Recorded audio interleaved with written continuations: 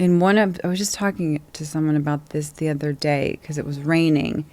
We had a scene where it was raining at dusk. Wait, I might have to burp. Hold on. Do you guys have an outtake tape? I'll be editor, so I'll cut it up. No. Or I can just... Contraire, mon frere. She wants you to. She wants to be her. I can do a really good one. I feel it coming, but I just don't know that I should let it all out. Sorry. Thank you. You're welcome. To put a punctuation point on it.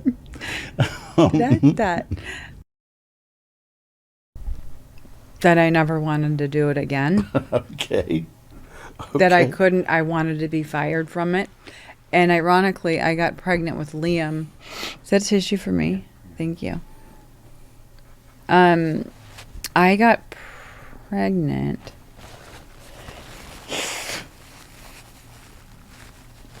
Check the gate. Yeah, the gate's empty. Okay. I know. That's my favorite line. When I say it, you know who's old in the business, and then those that are like, what is that? Gate's clear.